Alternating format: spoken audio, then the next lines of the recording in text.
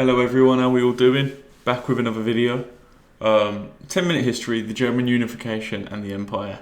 I got recommended this. I'd seen this channel previously, if I'm honest.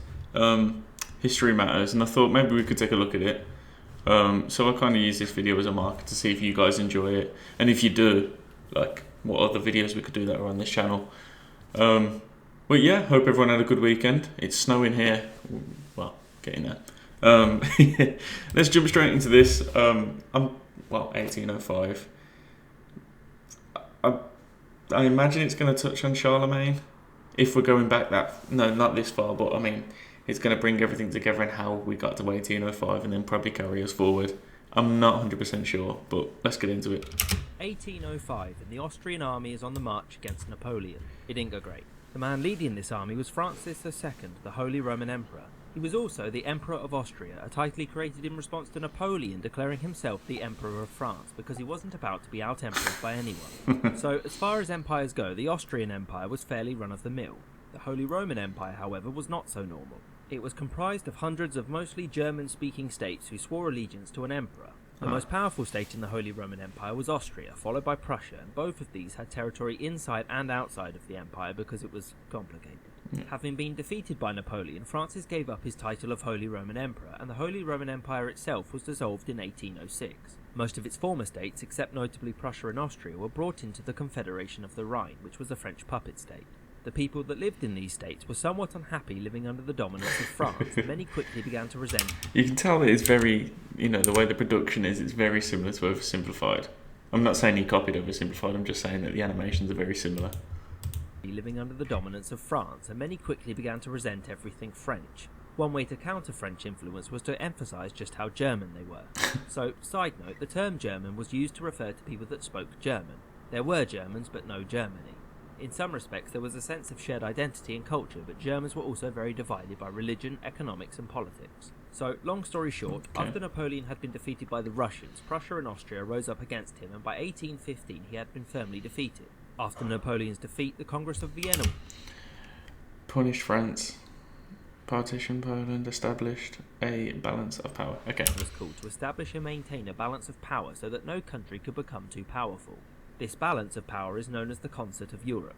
A man called Clemens von Metternich was very important to the establishment of this new order. Metternich was an Austrian diplomat who was instrumental in protecting Austria from Napoleon's harsher punishments. As a result of the Congress, Prussia gained this territory, most notably the Rhineland, and Austria gained this territory in Italy, but lost the Austrian Netherlands. Importantly, Man, I've got to admit, my knowledge of... I'm sorry about that. My knowledge of, like, the 1800s is very poor. Like, ancient history, I'm good with World War One, World War Two, Cold War, all the way through the 20th century, fine. But... this period of time, I'm very poor with, man, so I'm sorry if I can't comment that much, but it's, I should really put more time into learning this. Napoleon's harsher punishments. As a result of the Congress, Prussia gained this territory, most notably the Rhineland, and Austria gained this territory in Italy, but lost the Austrian Netherlands. Importantly, the German Confederation was formed. It was led by a president who was also the Emperor of Austria, had these borders which included some of Prussia and Austria but not all of Prussia and Austria, but was also totally not the Holy Roman Empire under a different name. Fair. The German Confederation was quite a loose alliance and as such was seen as quite weak in comparison to other powers such as France and Russia. This led to some calls for political unification, which would help protect the smaller German states and prevent a repeat of Napoleon. Prussia was keen on the idea of German unification because it, being the largest German state, would be in charge. In 1819, Prussia formed the ZOLLVEREIN, which was a customs and trading union which sought to make commerce between German states easier. This was not just an economic union. Austria was excluded from joining, which meant that there was no economic counterbalance to Prussia, and by 1848 the ZOLLVEREIN looked like this. Throughout the early 19th century, liberal ideas were spreading throughout the continent. Opposed to absolute monarchy, wanted democratic representation. I don't know why I struggled to read that. Believed in a unified Germany. Okay. The new middle class wanted reform, such as political representation and freedom of speech. In Austria, these calls for reform had been repressed by Metternich via censorship and prosecution. The cries for reform continued to grow, and in 1848 riots broke out across the German Confederation and Austria.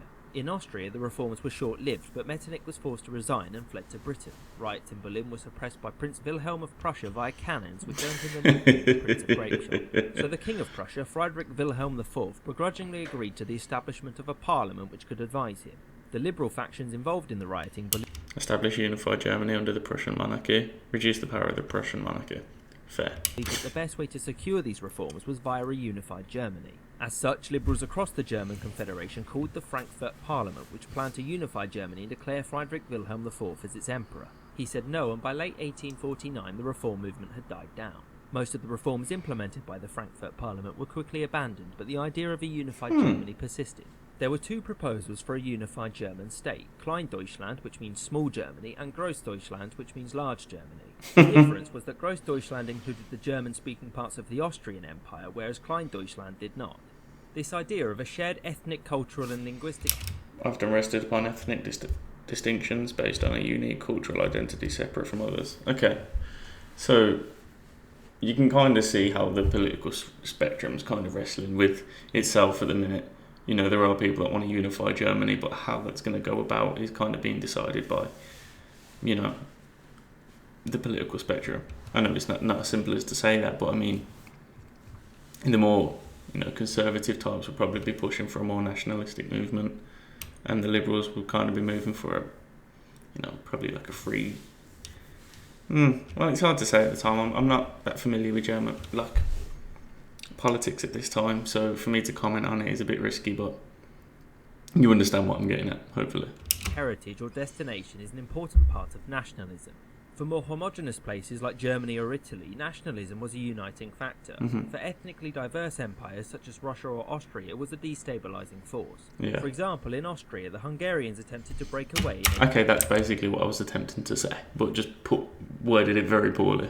It was a destabilizing force. For example, in Austria, the Hungarians attempted to break away in 1848, but this was prevented due to intervention from the Russians. The Austrians were opposed to a unified Germany, which they weren't in charge of. Austria wasn't the only opponent of a unified Germany. France and Russia were quite nervous about the idea as well. Austria was able to rely on Russian pressure to dissuade the Prussians from pursuing Klein-Deutschland and maintain the German Confederation. Russian support for Austria ended in 1854 when Austria refused to help Russia in the Crimean War against Britain, France and the Ottoman Empire. A few years later, Austria was defeated by France and Sardinia and thus lost this territory in northern Italy. Whilst Austria was weakening, Prussia found itself gaining strength. Prussia was rapidly industrialising, had access to a great amount of natural resources such as coal, and was a major producer of iron. The Zollverein also allowed Prussia to export these products, and its economy grew in strength. So in 1861, Friedrich Wilhelm died and was succeeded by his brother, Wilhelm I, the aforementioned Prince of Grapeshot. The next year, he appointed a man called Otto von Bismarck as the Minister-President of Prussia. Bismarck was a very gifted statesman and firmly opposed Unify northern German states and strengthen Prussia, weaken the liberal factions in Prussia. The liberal forces.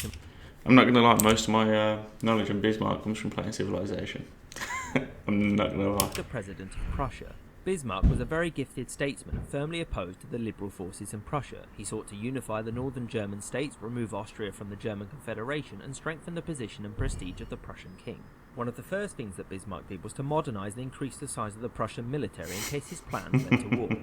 They did. The first broke out in 1864 after Denmark had declared that both Schleswig and Holstein were Danish territory. Holstein was in the German Confederation, and in retaliation Prussia and Austria declared war on Denmark, which they quickly won. So Prussia received Schleswig and Austria received Holstein. Austria was unhappy with the results of the war because the new territories were part of the Zollverein and Austria needed to travel through Prussian territory to get to its own. Bismarck knew that this arrangement would lead to war with Austria. Isolating Austria to keep them neutral helped Russia with Polish rebels supported France's claim to Belgium. So made sure that the other European nations stayed out of it. He made a defensive pact with the newly unified Kingdom of Italy on the condition that Italy would gain veto from Austria. He was also supportive of French and Russian ambitions to keep them neutral. Eventually, Austria tried to resolve the issue surrounding Holstein, and Bismarck accused the Austrians of treating them like enemies. Prussian troops occupied Holstein in June 1866. Most of the German Confederation backed Austria, and war broke out shortly afterwards. Fortunately for Prussia, the Italians mobilised on the Austrian border and declared war 5 days later. Prussia quickly defeated Austria's northern allies, and Austria had lost the war within 2 months. One of the reasons for this was that Prussian troops were armed with a new type of rifle, the needle gun. The Austrians fared much better against the Italians, but their losses against Prussia led them to surrender. In the end, Prussia gained all of this territory, which became the North German Confederation with its own parliament. Austria also agreed to give up Veneto, but because they had generally outperformed the Italians, they gave it to France instead, who then gave it to Italy, because 19th century war was weird. Wow. So the rapid rise of Prussia was Petty. something that the French had not anticipated.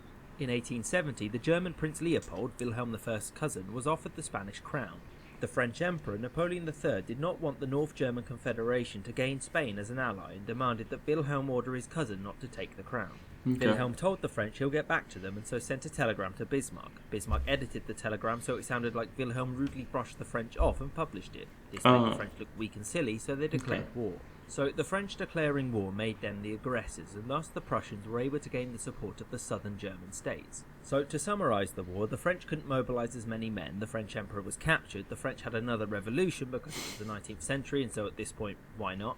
The Germans pushed this far into French territory, and on the 18th of January 1871 at the Palace of Versailles, the German leaders declared the creation of the German Empire with Wilhelm I as emperor. The French soon after surrendered, agreeing to pay indemnities and giving Germany the territory of Alsace-Lorraine.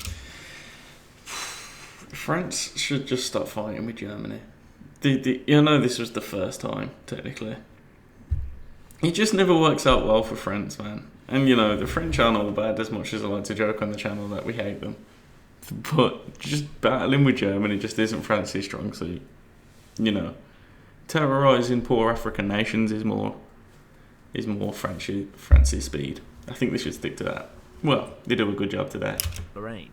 So one of the great debates surrounding the German Empire is to what extent it was unification or simply Prussian dominance. The smaller German states felt that they were unable to protect themselves from their larger neighbours, but in return for protection found themselves dominated by Prussia, except for Liechtenstein, which was fine.